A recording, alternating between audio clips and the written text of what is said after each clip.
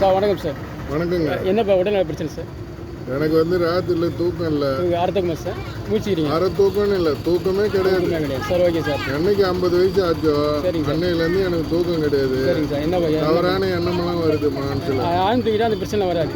ஆழ்ந்த தூக்கம் வருது. அதாவது தூக்க மாத்திரை எடுத்தீங்கன்னா மூளை நலம் பாதிக்கப்படும்.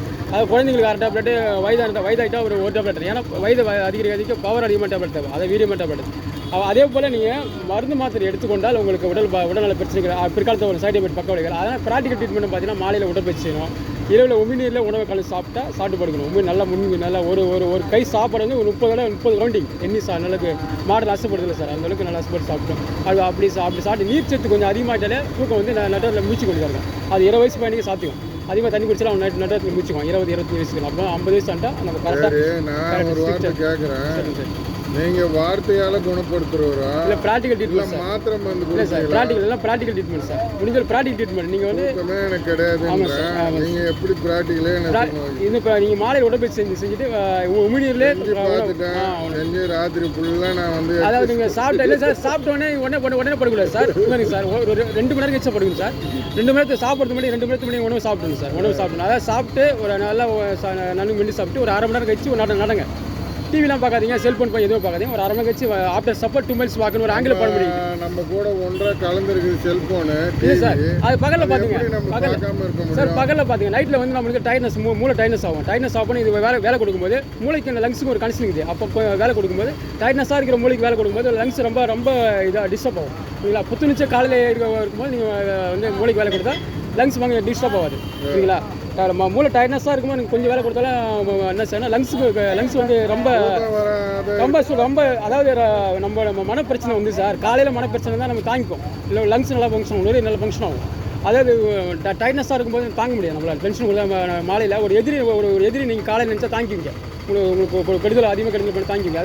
அதே மாலை நேரத்தில் இருவு நேரத்தில் தாங்க முடியாது. ஏன்னா வந்து மூளை வந்து ரொம்ப டயர்னஸாக இருவலாக ரொம்ப டென்ஷனாக இருவலாக இருக்கும் மாலை நேரத்தில். அப்போ வந்து நீங்கள் தாங்க முடியாது. ஏன்னா ஹீட் பொல்யூஷன் அதிகமாக உடம்புல. மூளை வந்து நம்ம டைட்னஸ் இருக்கும்போது நம்ம எந்த இதுவும் சொல்லி ஒன்லி ஸ்லீப் தான் பண்ணணும். எந்த செல்ஃபோன் பார்க்கக்கூடாது, டிவி பார்க்கக்கூடாது. ஒரு நிமிஷம் கேளுங்க. அவசரமான உலகத்தில் நம்ம வாழ்ந்துட்டு இருக்கிறோம். சரிங்க சார். என்னால் நேரத்தை ஒதுக்கி உடற்பயிற்சி அது இது செய்ய முடியாது. சரிங்க சார். 1 மில்லிகிராம் மாத்திரை கொடுத்தீங்கன்னா தான் நான் வந்து படுத்து தூங்க முடியும் சார். அது வந்து நாளடைவில் உங்களுக்கு தலைவலி வரும் சார். மூளை நரம்புகள் பாதிக்கப்படும். தலைவலி என்பது மெமரி பவர் குறையும், கண் பார்வை பாதிக்கப்படும்.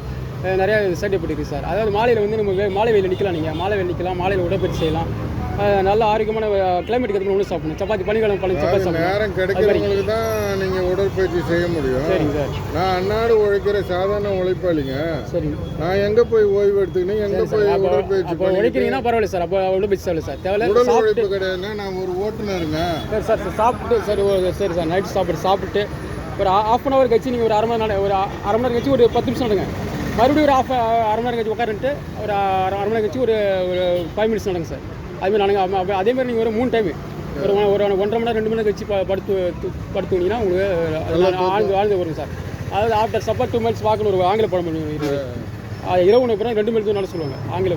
அந்த அளவுக்கு நான் உணவு வந்து நைட்டில் வந்து நம்ம ரொம்ப ஸ்லோவாகும். அதனால தான் 2 மைல் நட சொல்லுவாங்க. அதனால் நீங்கள் வந்து அதை வந்து நீங்கள் வந்து கரெக்டாக ஃபாலோ செஞ்சீங்கன்னா உங்களுக்கு தூக்கம் வரும். சாப்பிட்டா உங்கள் அறிவுரைக்கு உங்களுடைய மருத்துவம் எனக்கு ரொம்ப பிடிச்சிருக்குது. சரிங்க சார். தொடர்ந்து வந்து என்னை வந்து கண்காணிங்க. நான் ரொம்ப பலகீனமாக இதை நீங்கள் சொல்லுங்கள். தூக்கு சரி நான் சொல்லுங்கள். மறுபடியும் நான் சொல்கிறத ஃபாலோ செய்து மறுபடியும் கேளுங்க. மறுபடியும் சொல்லுங்கள். சரியாச்சும் சொல்லுங்கள். நான் வந்து அதுக்கு மறுபடியும் உங்களுக்கு ரொம்ப நன்றிங்க. சரிங்க சார்.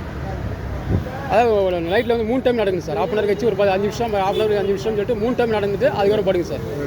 Okay sir. கொஞ்சம் நடக்கும்போது டைட்னஸ் வரும் சார். அந்த டைட்னஸில் தூக்கம் வந்துடும். அப்படியே ஆழ்ந்து ஸ்லீப்பிங் போயிருங்க சார். Thank you sir.